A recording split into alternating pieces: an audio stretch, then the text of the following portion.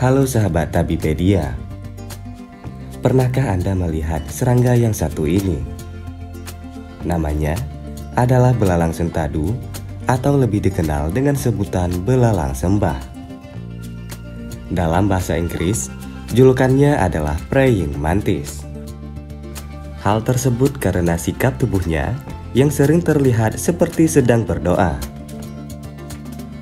Belalang ini terkadang dijadikan petunjuk keberuntungan sebagai petunjuk arah bila tersesat di hutan oleh masyarakat. Belalang ini ada di sekitar kita. Cirinya memiliki 3 pasang kaki. 2 pasang di bagian belakang digunakan untuk berjalan, sementara sepasang bagian depan difungsikan untuk menangkap mangsanya. Diperkirakan ada sekitar 2.300 spesies yang masuk dalam keluarga Mantidae ini di seluruh dunia, baik yang hidup di iklim tropis maupun subtropis. Walaupun memiliki 2 pasang sayap, belalang sembah bukan penerbang yang baik.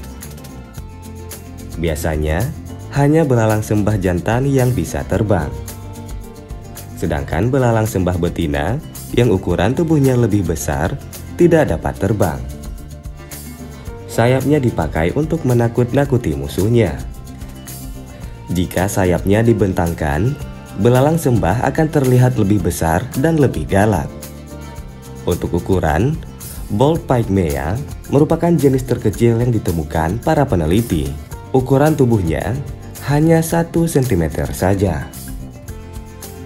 Sedangkan yang terbesar adalah Ichneumanthes gigas. Tubuhnya memiliki panjang 17 cm yang berada di wilayah Sahel, Afrika Selatan. Belalang yang satu ini adalah jenis karnivora. Mereka memakan serangga lain yang lebih kecil ukurannya. Belalang sembah yang belum dewasa makan banyak sekali setiap harinya, sehingga ukuran tubuhnya cepat besar. Mereka harus berganti kulit setiap kali tubuhnya bertambah besar. Selama hidupnya, belalang sembah dapat berganti kulit sebanyak 5-10 kali tergantung jenisnya. Meski terlihat jinak, pastikan Anda tidak terkecoh dengan penampilannya. Serangga ini memiliki kebiasaan memakan otak burung hidup-hidup. Mangsanya adalah burung jenis kolibri. Mereka menggunakan kedua kaki depannya yang kuat.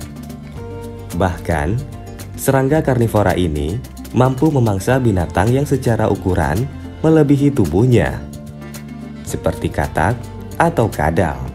Meski demikian, secara umum, belalang sembah lebih tertarik pada jangkrik, kupu-kupu, lebah, dan serangga kecil. Hal unik lain dari belalang sembah adalah sang betina akan memakan kepala sang jantan usai keduanya kawin. Proses alami ini dilakukan untuk memenuhi kebutuhan protein belalang betina yang akan bertelur, sekaligus untuk pengorbanan cinta tiada tara dari sang jantan. Belalang sembah memiliki kemampuan khusus selain mampu memutar kepalanya hingga 180 derajat. Mereka mampu beradaptasi dengan baik pada tempat yang dihinggapinya, alias bisa menyamar sebagai warna daun yang disinggahi. Mereka akan berevolusi mempertahankan keberlangsungan hidupnya. Ketika hendak bertelur, belalang betina akan menghasilkan kantung busa ukuran besar yang dinamakan OTK, yang di dalamnya berisi telur hingga ratusan butir. Telur-telur tersebut akan menetas sekitar 5 bulan setelah belalang sembah jantan mati dimakan sang betina. Larva akan terbuka dalam kurun waktu 4 minggu. Seperti serangga lainnya, belalang sembah juga bermetamorfosis. Belalang sembah yang baru menetas dari telur bentuknya seperti udang kecil. Mereka menerobos bagian bawah OTK dan menggantung terbalik pada benang yang tipis. Tubuhnya pun dilindungi oleh selaput yang tipis. Setelah beberapa saat, selaput tipis ini terkoyak. Dari dalamnya muncullah anak-anak belalang sembah yang bentuknya sudah menyerupai belalang sembah dewasa.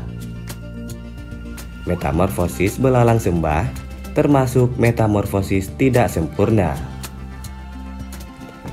Hal tersebut karena bentuknya saat masih kecil dan dewasa hampir sama.